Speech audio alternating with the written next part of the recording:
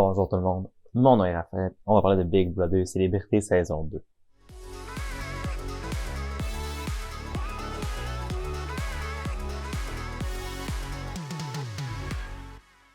Aujourd'hui, on recap l'épisode 21 de Big Brother Célébrité saison 1 où on a vu la 4e élimination de la saison et l'annonce d'une twist qui pourrait vraiment venir changer le reste de la saison.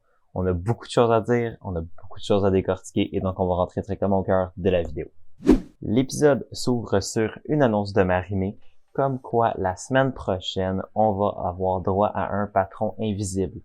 On en a déjà parlé pendant mon stream de jeudi, mais je vais quand même revenir sur toutes les ramifications de cette twist-là. Par contre, je vais le faire plus tard, quand on va arriver au fameux challenge du patron. Sinon, on a vu Marie-Mé nous annoncer que là, c'est en effet Michel et Claudia qui se retrouvent sur le bloc à la veille de l'élimination, mais que Michel n'a pas abandonné pour autant. Et ça se voit immédiatement quand on la voit se chercher des alliés, se chercher des amis. Elle se dit, c'est assez simple. Elle doit juste prendre les gens qu'elle a dans la maison et essayer de les faire réaliser que d'avoir une cible comme elle dans la maison une semaine de plus est une bonne chose pour leur game parce que c'est quelqu'un qui va probablement se retrouver sur le bloc avant justement ses alliés et les autres, même des fois ses ennemis. Donc, ça peut être un bon avantage pour eux de garder Mitch dans la maison. Je suis content de voir que Michel a ce regain d'énergie-là parce que c'est dommage de voir des joueurs qui, à la veille de leur potentielle élimination, quand ils sont victimes d'un backdoor, les voir abandonner. Ça fitait pas dans le style de jeu qu'on a vu de la part de Michel à date. Donc, j'aurais été très surpris de l'avoir juste abandonné et se laisser mourir et accepter son sort. J'ai aimé cette combativité-là. J'ai aimé l'avoir essayé de trouver des manières d'aller chercher des alliés chez des gens qu'elle aimait et chez des gens qu'elle aimait peut-être un peu moins. Et on va en reparler plus tard. Par contre, on voit une crainte de PL que la maison pourrait flipper. On le voit mentionner à Lisanne que, considérant le nombre de gens dans la maison, il y a quand même une réelle possibilité que les gens se mettent ensemble pour garder Michel dans la maison. Par contre, l'erreur que PL fait dans sa lecture du jeu, c'est qu'il pense que Hugo va voter pour garder Michel. Par contre, je sais pas à quel point c'est à l'avantage d'Hugo. Il est en alliance avec les filles de la Chambre bleue. Et cette lecture-là de la part de PL me fait croire que c'est vraiment pas tout le monde qui réalise le danger que forme le duo Hugo, Marc-Antoine et le trio les filles de la Chambre bleue, les 3 mousquetaires comme elles s'appellent. Donc, ces deux menaces-là mises ensemble, ça fait 5 personnes dans une maison où ils sont plus que, je pense, 11. C'est là, il y a 4 personnes, il va y avoir 4 personnes éliminées plus un départ, ils vont être 12 dans la maison. À 12 personnes dans la maison, c'est 12 personnes dans la maison, avec un groupe de 10, un groupe de 5, c'est très dangereux parce que c'est une majorité dès que il y a 2 personnes sur le bloc et le patron. Ça fait en sorte qu'ils contrôlent des votes à presque toutes les éliminations s'ils veulent, du moment que ce soit pas eux qui se retrouvent sur le bloc. Donc, la lecture du jeu de PL me fait croire que les gens réalisent pas à quel point ce quintuor-là, ce quintuplet-là de joueurs est réellement dangereux et pourrait être en position de contrôler la game à partir de cette semaine si c'est pas Claudia qui s'en va. Je vais profiter de la prochaine opportunité pour parler d'une joueuse qui continue de m'impressionner et ça, c'est Léo. Dans une scène qui, pour certaines personnes qui sont peut-être pas habituées à Big Brother, a semblé bizarre, on a vu, et peut-être même intense, on a vu Léo apprendre à Claudia sa stratégie pour calculer les jours dans la maison, pour étudier les jours dans la maison. Les gens qui connaissent pas Big Brother vont me dire « Raph, mais pourquoi est-ce que tu étudierais tes jours à Big Brother? » La raison est très simple et va illustrer selon moi pourquoi Léo est une des meilleures joueuses à Big Brother. Célébrité saison 2, c'est que à Big Brother, surtout au Canada, mais aussi aux États-Unis, en fin de saison particulièrement, on va dire dans le dernier tiers, il y a énormément d'épreuves, que ce soit du patron ou du veto, qui nécessitent une connaissance des événements dans la maison. Donc, les gens qui ont participé à certaines épreuves, la journée à laquelle certains événements se sont passés dans la maison. Donc, la stratégie de Léo d'étudier tout ce qui se passe dans la maison devrait la setuper extrêmement bien à Big Brother Célébrité saison 2 si ils continuent de calquer le modèle de leur émission à ce qu'on a vu dans d'autres saisons de Big Brother Canada, ce qui semble être le cas à date dans la saison, d'autant plus avec l'arrivée du patron invisible qui est directement tiré de Big Brother Canada saison 9. Donc, cette tête qu'Éléonore, cette compréhension et connaissance du jeu qu'a Éléonore, la positionne très bien. Et ce qui est encore plus avantageux pour Éléonore, c'est que contrairement à Jean-Thomas qui était au-dessus et au vu de tous comme étant un joueur qui connaissait Big Brother, qui était un passionné de ces jeux-là, j'ai l'impression que les gens réalisent pas à quel point Léo l'est tout autant, ou sinon même quasiment plus. Bon, ok, peut-être pas plus, mais quand même tout autant presque. Donc, Léo camoufle très bien son côté extrêmement connaisseur de la game et elle a laissé juste ses alliés être au courant de ça. Claudia notamment et Peach aussi par la suite, puis on va en reparler. Le fait que non seulement elle soit protégée par un groupe qui est les filles de la Chambre bleue et par extension les gars, et qu'elle a une connaissance aussi profonde de comment la game fonctionne, me fait croire que Léo est un réel danger dans la game et pourrait facilement se rendre très loin dans le jeu. Parce que c'est pas la plus grosse cible, je pense, de son trio, et pourtant c'est probablement la plus dangereuse de tout le monde. On l'a aussi vu continuer de chercher pour un secret dans la maison. Ça aussi, c'est directement tiré de ce qu'on voit beaucoup avec Big Brother Canada, parce que Big Brother Canada a l'habitude de cacher une pièce secrète où peut se révéler un pouvoir secret comme un deuxième veto ou une pièce avec un avantage plus tard dans le jeu. Bref, le fait qu'elle fouille dans la maison pour trouver cet avantage-là particulier, je trouve ça intéressant. Ça prouve qu'elle a, encore une fois, cette volonté-là de jouer la game à fond, d'essayer de voir tout ce que le jeu peut lui lancer. Et ça me fait encore plus penser que Léo est réellement une joueuse extrêmement dangereuse et une joueuse à surveiller pour la fin de la saison. On passe ensuite à la stratégie de Michel pour essayer de survivre à la semaine, qui est de sacher des votes de pitié. Ce qui est quand même une bonne stratégie pour Michel, considérant que je pense que d'essayer de monter une grosse alliance contre les filles de la Chambre bleue semble pas tant être une stratégie qui fonctionne à date, notamment dû au fait qu'ils sont très bien cachés dans un groupe qui inclut les deux athlètes gars dans la maison, ce qui semble faire peur à beaucoup de gens dans la maison. Je pense que les gens, on le voit depuis plusieurs semaines, jouent dans la crainte des répercussions de leurs actes. Et cette crainte-là vient notamment du fait que Marc-Antoine et Hugo leur font peur, pourraient devenir patrons et les évincer la semaine suivante. Sauf que, donc, au lieu de s'attaquer à cette force-là, ben, ils jouent dans justement le but de ne pas être éliminé la semaine prochaine. Fait que là, ce que Michel fait comme stratégie, c'est au lieu d'aller jouer pour chercher le vote stratégique des gens, elle essaie d'y aller avec le vote de sympathie. Donc, en disant, ben, écoute, si tu m'as apprécié, si tu penses, j'aimerais ça que ça soit pas un blanchissage, vote pour moi pour me garder, puis ça pourrait m'aider plus, tu sais, ça pourrait au moins juste me faire du bien, psychologiquement ou quoi que ce soit, mais en cherchant les votes de pitié comme ça, ben, tu les additionnes et tu pourrais peut-être te rendre à un vote de 5 ou un vote de 6 qui pourrait peut-être te permettre de rester dans la maison. Est-ce que c'est une stratégie qui va lui permettre de rester? Je pense sincèrement que non.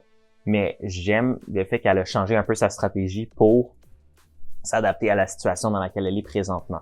Et ça me démontre que Michel est aware de son gameplay. Et ça, c'est une bonne chose. Faut d'ailleurs que je mentionne la fameuse scène avec Martin dans sa framboise. C'est pas mal le dernier moment qu'on a vu avec la framboise de Martin. Et j'aime les punitions dans Big Brother. Big Brother est un jeu qui se prend au sérieux par bout et se prend énormément pas au sérieux dans d'autres bouts. La punition de Martin est pour moi l'exemple parfait de Big Brother qui se prend pas au sérieux, qui est un jeu qui est fun, qui est divertissant. Et j'ai trouvé la situation de Martin toute la semaine vraiment drôle, vraiment le fun. Ça a peut-être même enlevé une certaine cible du dos de Martin parce que c'était comme tellement chien ce qu'il vivait que les gens sont comme « Ah ben là, on va pas y faire ça ». Fait que ça pourrait même aider un peu Martin. Mais bref, ce que j'ai trouvé de fun de cette punition-là, c'est que ça a ramené le côté un peu fun, loufoque de Big Brother qu'on n'a pas tant vu cette saison parce que c'est extrêmement focus sur la stratégie. On a quand même une saison où les gens jouent beaucoup. Donc, ces moments-là plus comiques, on les a pas tant vus dans la saison, mais là, on les a vus beaucoup cette semaine avec Martin et sa framboise. Et ça, j'ai aimé ça. Et j'ai hâte de voir c'est quoi les prochaines punitions que Big Brother Célébrité saison 2 nous réserve. Et je souhaite à Martin que ça va pas être sur lui que ça va tomber. Mais j'ai vraiment aimé toute la saga de la framboise. Je pense que Martin a été un très bon joueur pour cette punition-là. T'sais, il l'a pris avec sourire, il l'a pris avec plaisir. Puis même si à la fin il était plus capable de l'avoir, sa framboise, il nous rendait quand même du contenu divertissant, puis pour ça, je lui lève mon chapeau. On continue toujours de voir Michel essayer de se sortir en utilisant une deuxième stratégie que j'ai appréciée, qui est de mettre un target sur le dos du trio de filles. Je pense que Michel réalise à quel point le trio de filles est dangereux dans la game, et considérant que la personne qui est à côté d'elle sur le bloc est Claudia et donc fait partie de ce trio-là, ce serait une opportunité en or de dissoudre ce trio et un peu changer la dynamique de la game pour le reste de la saison. Et ça, c'est brillant. C'est ce que je dis depuis plusieurs épisodes maintenant. Le trio de filles contrôle numériquement la game depuis plusieurs épisodes déjà et pourrait le faire pour le reste de la saison si des actions sont pas prises en ce moment pour y remédier. Il y a beaucoup de gens qui vivent dans le confort des chiffres présentement, dans le confort des joueurs qui peuvent gagner des épreuves parce qu'ils savent qu'ils peuvent pas les gagner eux-mêmes ou qu'ils pensent qu'ils peuvent pas les gagner eux-mêmes. Et donc, ils créent pas des opportunités pour changer les dynamiques dans la maison et effectuer les moves qui leur permettraient de flipper la dynamique de la maison et de passer du bas au-dessus. Là, ce qu'il faudrait pour ces gens-là, alors, c'est de profiter de l'opportunité facile de sortir la personne qui fait partie de la majorité numérique et qui est sur le bloc présentement pour prendre le contrôle de la maison. Et le fait que Michel utilise cette stratégie-là pour augmenter la cible de ce trio-là en disant que Claudia est une cible dangereuse, le trio des filles va sortir tout le monde s'il n'y a pas d'actions qui sont prises contre elle, mais c'est très juste. Et tu sais, c'est 3 personnes qui sont alliées indéfectibles qui peuvent gagner des épreuves, surtout des épreuves de connaissances et de mémoire et de ce qui est mental. Puis à date, on en a vu quand même pas mal cette saison des compétitions mentales. Donc, le fait que Michel essaye de dire à Steph, à Martin, à Guylaine, à PL même, que ce trio-là est dangereux, si ça permet pas de sauver Michel, ben ça permettrait peut-être au moins aux gens de commencer à allumer que leur game pourrait être en réel danger s'ils prennent pas action le plus vite possible. Et là, la semaine où Michel se retrouve sur le bloc contre Claudia pourrait être cette première opportunité-là de prendre action contre le groupe dominant qui pourrait très bien continuer de gagner la game. Puis je veux pas avoir l'air très négatif envers ce groupe-là, tu sais, je veux pas avoir l'air il faut les sortir parce que je les aime pas. Non, moi j'essaie de voir la game de manière très large. Et si ce groupe-là réussit à se rendre à la fin, qui ont réussi à éviter les cibles des autres personnes dans la maison, tant mieux pour eux, ils ont extrêmement bien joué. Mais d'un point de vue global, tu vois un trio de 3 filles super solides, un duo de 2 gars super solides, tu mets ça ensemble parce qu'ils ont des affinités et tu te dis, OK, ouais, c'est quasiment la moitié de la maison qui est déjà ensemble. Faut faire de quoi? Et donc, moi, c'est pour ça que je souhaite pour la minorité que pour le côté divertissement du show, qu'ils prennent action et qu'ils changent leur position. Parce que sinon, ça va donner comme une situation comme les peinés qui se sont fait sortir un après les autres parce qu'ils se rendaient pas compte qu'ils étaient dans la minorité ou quand ils se sont rendus compte, ils prenaient pas les actions nécessaires, ils étaient pas capables de gagner les compétitions ou ils utilisaient pas les opportunités qu'il y avait pour essayer de changer la dynamique dans la maison puis de faire réaliser aux gens qui étaient au bas de l'alliance majoritaire. Puis dans notre cas de la saison Big Brother Célébrité saison 2, je pense à PL, je pense à Trana, je pense à Lisanne, mais qu'ils prennent pas l'opportunité de dire à ces gens-là, wake up, on est dans le marde si on n'agit pas très bientôt. Ils vous font un faux sentiment de sécurité, mais c'est pas avec vous que leur loyauté est. Puis là, que ça va dynamiser la game encore plus. Et moi, c'est ce que je souhaite pour cette saison. Dans la même mouvance, Michel révèle l'alliance des 7 chanceuses à Stéphanie, à Martin. Martin était dedans, fait que c'était pas une surprise. Et à Guylaine, dans le but justement de leur faire réaliser à quel point le trio des filles de la Chambre bleue est dangereuse parce qu'ils ont des affiliations avec le duo de gars. Idéalement, si ça fait pas changer la balance pour cette semaine et que ça sauve pas Michel, mais j'espère que les connaissances que Michel va léguer aux autres vont leur permettre de prendre action. La dernière vraie scène qu'on voit avant le vote d'élimination de la semaine, c'est un plan réalisé par le trio des filles pour sortir Guylaine s'ils deviennent patronnes. En gros, le plan qui a été machiavéliquement monté par Léo. Donc, c'était ça la scène à quoi je faisais référence, comme quoi Léo me démontre encore qu'elle comprend vraiment la game, puis qu'elle est vraiment dangereuse et que c'est probablement la tête pensante de ce trio-là. C'est que ce que tu fais, c'est que ce qu'il compte faire, c'est de mettre Marc-Antoine et Hugo sur le bloc, comme un petit peu comme Lisanne le fait, comme 2 pions. Marc-Antoine et Hugo vont donc participer à la compétition du veto. Idéalement, vu que c'est des bons joueurs dans les épreuves, gagner le veto. l'utiliser pour se sortir, mettre Guylaine à la place de la personne qui a été sauvée par le veto et l'éliminer. Parce que, en ayant un des deux gars sur le bloc, les gars qui ont quand même des affinités de pas stratégiques, mais au moins de personnalité avec Guylaine, ben ils vont évidemment voter pour protéger l'autre gars de leur duo avant de protéger Guylaine. Ce qui, pour les filles de la Chambre bleue, assurerait donc un départ de Guylaine, parce que même un des alliés proches de Guylaine voterait pour la sortir. En même temps, le downside potentiel de ce plan-là de la part d'Éléonore, c'est que si les gens se rendent compte que c'est une opportunité en or de sortir un athlète, ça pourrait le sortir et donc un peu retourner dans la face des filles de la Chambre bleue. Par contre, et là c'est pour ça que je trouve que c'est quand même un plan qui est intelligent, c'est que pour les filles de la Chambre bleue, est-ce que c'est tant une mauvaise chose si dans une semaine ou deux, c'est un gars qui part? Je commence à me dire de plus en plus que pas nécessairement, parce que plus il y a moins de gens qui peuvent gagner des épreuves contre elles, plus ils ont de chance en tant que trio de s'échanger les patronats et de rester en pouvoir pour le reste de la saison. Parce que là, leur série de patronats pourrait être brisée par le fait qu'un Marc-Antoine et un Hugo gagnent le patronat. Puis oui, ils sont en alliance et oui, ils sont proches. Mais j'ai pas tant de doute que le duo de Marc-Antoine et Hugo pourrait décider de se retourner sur une scène et d'éliminer les filles éventuellement et vice-versa. Donc, je pense que c'est une stratégie très payante potentiellement pour les filles et encore une fois, ça me prouve qu'Éléonore est la tête passante de ce trio-là et la joueuse la plus dangereuse probablement qui reste dans la maison à court terme. Cela nous amène donc au vote d'élimination. On a eu droit à 2 discours assez standards, rien de trop révélateur pour le vote. J'ai aimé encore une fois ce fait que par leur discours, je savais pas s'il y en avait une des deux qui allait sortir plus que l'autre, même si j'avais des forts doutes que c'était Michel qui allait être éliminé. Leur discours m'a pas laissé sous-entendre rien, et ça, j'aime ça. Et on est passé au vote, et c'est finalement par un vote de 8-2 que Michel a été éliminé de la saison. Donc la 4e joueuse évincée et la 5e joueuse qui quitte l'aventure au final. Les 2 personnes qui ont voté pour garder Michel sont Stéphanie et Martin.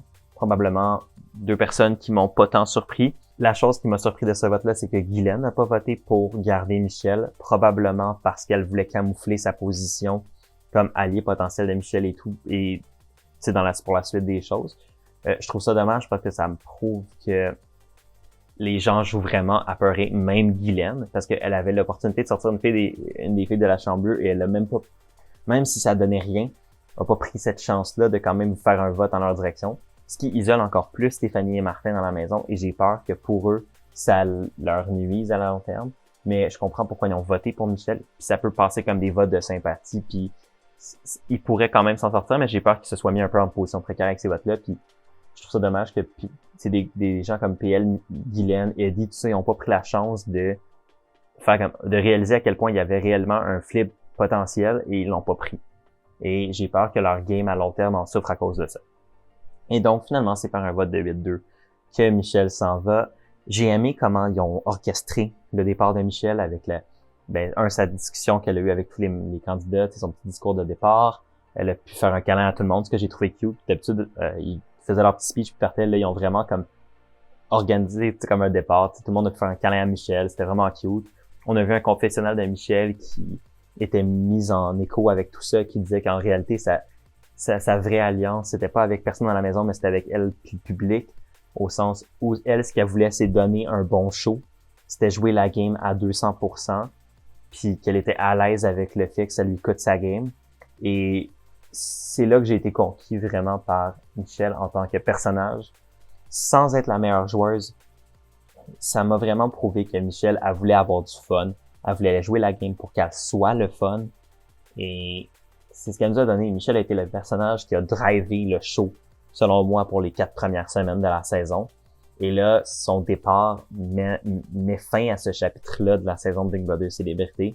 Et j'ai l'impression qu'on va avoir beaucoup moins de divertissement avec son départ. Et c'est pour ça que je suis vraiment déçu de son départ, mais en même temps, comme elle l'a dit elle-même, elle est fière de sa game.